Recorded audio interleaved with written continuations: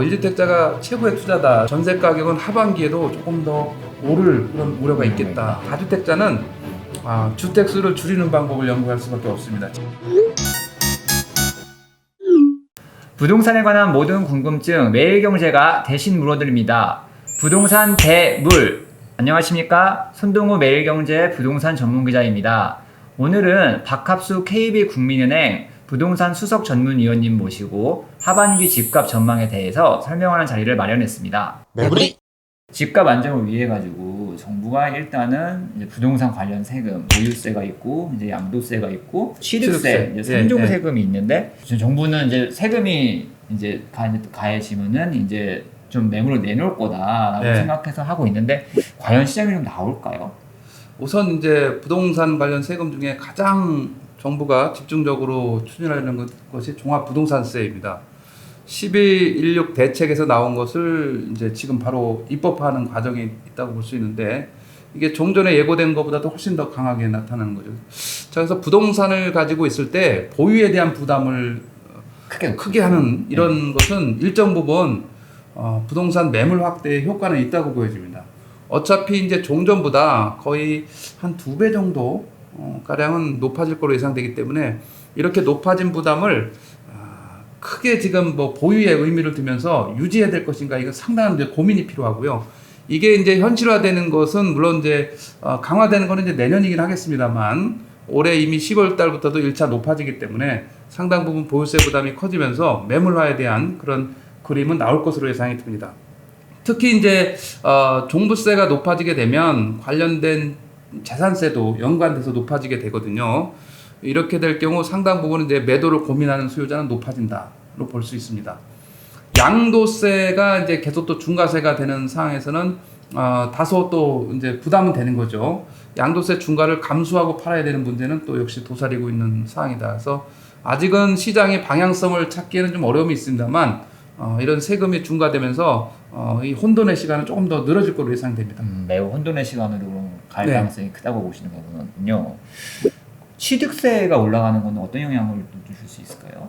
근데 취득세는 새롭게 진입하는 뭐 다주택자나 아니면 투자자나 이런 거를 차단하는 효과가 있어요. 그래서 이런 취득세를 다소 높여서 새롭게 이런 규제 지역에서 조정 대상 지역이나 투기과열 지구에서 다시 재진입을 하지 못하도록 일정 부분 이렇게 문턱을 높이는 것은 필요하다고 보여집니다. 그런데 이제 이것은 어느 정도 중과세의 유예를 통한 그런 흐름을 원활하게 하고 그래서 시장의 매물을 눌려서 가격을 하락하는 이런 요인으로 작용을 하게 한 후에 재진입을 막고 실수요자 위주의 그런 거래 시장으로 활성화하는 취지에서 이 다주택자에 대한 이런 취득세 장벽을 쌓는 것은 일정 부분 좀 의미가 있다 볼 수 있습니다. 이제 강남 같은 소위 인기 지역 같은 경우에도 좀 부담이 나올 수 있을까요? 아니면 버티기에 들어갈까요? 강남에서는 지금은 추가로 집을 산다는 것은 거의 상상하기 어려운 정도의 상황입니다. 강남권 같은 경우에는 버블 초기 단계에 들었다고 할 정도로 상당히 부담되는 금액이에요. 그래서 강남 부자들 같은 경우에 이제 자녀의 주택 매입에는 상당히 또 관심을 두고 있습니다. 아니면 이제 본인의 물건을 자녀에게 증여한다든가 해서 분산하는 방법, 아니면 자녀가 내 집 마련을 어디서부터 시작해야 될 것인가에 대한 고민은 있습니다만 자기 스스로 1주택에서 2주택, 2주택에서 3주택으로 되는 경우는 거의 고려하지 않고 있다고 보여집니다.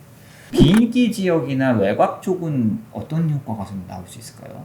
이제 매도를 할 때 순서가 우선 인기 지역의 알짜 한 채를 먼저 가지고 있는 이런 경향들이 두드러지기 때문에 상대적으로 인기가 떨어지는 지역에 집을 가지고 있다 그러면 이게 매도의 우선 순위가 됩니다. 비인기 지역도 이런 측면에서는 뭐 나름대로 매물을 조금 더 확보할 수 있다면 다소 좀 안정될 수 있는 여지도 있을 수 있다 이렇게 좀 보여집니다. 매물이 제일 문제가 되는 게 서울과 수도권 전세 상황이 좀 이제 심상치가 않아요. 근데 하반기로 갈수록 좀 상황이 좀 더 좀 심해진다고 보시는지요? 집값이 너무 많이 오르고 또 뭐 대출도 그렇고 그다음에 이제 이렇게 오른 반면에 자기가 청약을 해서 또 당첨되기도 쉽지 않고 그다음에 또 그리고 상대적으로 전세 가격이 오른 만큼 전세 가격도 연동해서 전세가율이 반영해야 되는 이런 시기에 와 있는 거예요. 그러다 보니까 전세 가격이 자동적으로 좀 오를 수 있는 우려가 있고 이에 따라서 또 보유세가 증가하게 되면 상대적으로 약자인 세입자에게 이 보유세 분담을 일부 전가하는 이런 위험을 회피하면서 전가하는 이런 행위가 나올 개연성도 다분히 있다 보니까 전세 가격은 하반기에도 조금 더 오를 그런 우려가 있겠다라고 좀 보여집니다. 그 지금 쭉 말씀하시는 걸 종합해 보면은 이제 뭐 세금이나 이런 것 때문에 이제 매매 시장 쪽에서는 이제 다소의 악재가 있는 상황이고, 네. 근데 또 전세 시장을 생각하면은 전세 시장 쪽은 또 불안해질 위험이 좀 있는 상황인데 항상 이게 이제 둘이 얽혀서 가잖아요. 근데 매매 시장은 그러면 하반기에 좀 어떻게 움직이실 거라고 보세요? 지금 서울 수도권은 사실상 단기간 내 급등한 면이 그렇죠. 없지 않아 큽니다. 그런데 이제 그런 부담에도 불구하고 지금 실수요자들이 집을 약간은 느낌이 좀 추격 매수해서 사는 상황도 나타나고 있어요. 그래서 이 부분을 좀 안정화시킬 필요가 있다는 겁니다. 그거는 이제 공급을 빨리 예고 물량을 많이 늘리는 거예요. 일반 매물에서도 매물이 많이 나온다는 신호를 줘야 되고, 그 다음에 공급에서도 상황적으로는 더 우리가 기존에 이제 뭐 3기 신도시가 예고되고 있긴 합니다만 추가적인 매물, 그 다음에 도심에서는 또 정비사 물량, 그렇죠. 이런 것들까지도 이 공급에 대한 신호를 좀 종합적으로 줘서 이런 그 실수요자로 하여금 심리적인 안정 이런 것들을 줘야 되는 것은 좀 필요한 시점이 아닌가 생각이 듭니다. 매물이 그렇다면 종부세 합산 배제랑 양도세 중과 배제가 둘 다 같이 폐지될 경우에는 어떻게 영향이 자, 그렇게 될 경우 이제 일부 매물화될 가능성이 있는데, 이때도 매물을 유도하기 위해서 현재 그 임대사업자끼리의 그 매매는 가능한데 정상적으로 가능하죠. 일반인에게 매도를 할 경우에는 이 과태료 3천만 원을 내야 되는 그렇죠. 문제가 있어요. 그래서 이거를 일시적으로라도 좀 유예를 해줄 필요가 있습니다. 이렇게 되면 이제 부담이 낮아지기 때문에 그를 피해서 그런 뭐 제도가 강화되는 걸 피해서 매물로 나올 가능성도 있고, 이런 매물은 어차피 시장에서 늘어날 경우에는 상당 부분 오히려 주택가격 안정에 상당히 도움이 됩니다. 그래서 매물을 많이 늘려야 된다. 공급에는 이제 두 가지가 있습니다. 신규 아파트를 빨리 지어서 공부하는 방법인데 이거는 물리적으로 시간이 너무 많이 걸리기 때문에 어려워요. 그러면 기존의 매물을 일반 매물을 빨리 늘려서 시장에서 회전을 시켜야 되는 겁니다. 그래서 여기에 먼저 집중하는 이런 방향의 흐름은 아주 의미가 있는 그런 대처다 볼 수 있습니다. 이제 무주택자, 1주택자, 다주택자가 다 상황이 다른 것 같아요. 네. 각각의 포지션에 대해서 좀 이제 조언을 해주신다면 어떤 조언을 좀 해주실 수 있으세요? 가장 이제 안타까운 분들이 무주택자죠. 집이 없는데 집값이 올라가니까 쫓아가기가 너무 어려운, 갈수록 이게 벌어지잖아요, 차이가.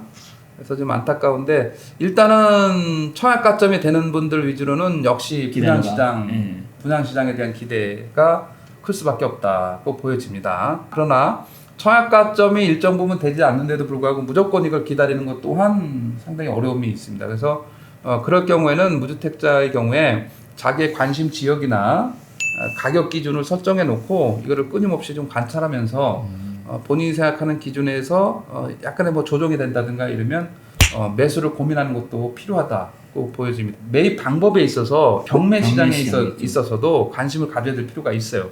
왜냐하면 요새 경매에 나오는 물건들은 뭐 1차에 나오는 최초 시점이라고 하더라도 이게 100%의 시작을 하지 않습니까? 처음에는 100%의 시작을 하더라도 이게 경매를 이게 흐름을 보게 되면 1차도 감정평가 시기는 최소 6개월 전이에요. 6개월 전이니까 지금으로 따지면 거의 연초란 말이죠, 연초.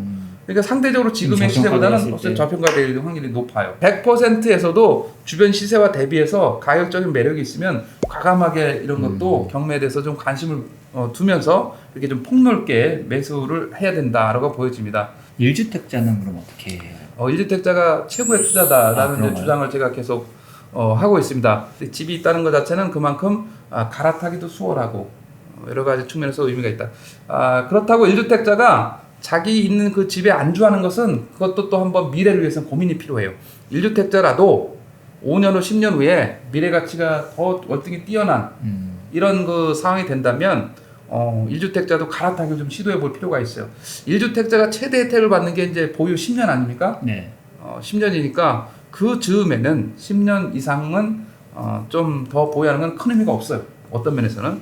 그래서 대안으로 갈아타기를 고민하는 것도 1주택자도 꼭 필요한 그런 아주 전략이라고 볼 수가 있습니다. 다주택자는 주택수를 줄이는 방법을 연구할 수밖에 없습니다. 지금 상태에서는 만약에 집이 두 채, 세 채여가지고 3천만 원을 낸다고 치면 1년에 3천만 원 내는 거는 어디가나 급여생활자로서는 그렇죠.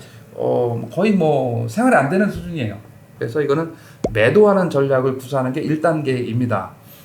그랬을 때 이제 이런 부분들의 퇴로를 확보하게 해주기 위해서 일정 부분 현재 중과세를 좀 유예하는 거는 시기적으로는 좀 필요할 수 있다. 왜냐하면 그만큼 매물이 많이 나오게 해서 가격을 안정시킬 수 있는 효과가 있기 때문에 다주택자는 이런 걸 이용해서 좀 매도를 고민하는 것도 상당 부분 좀 이제는 좀 필요하지 않나 생각이 듭니다.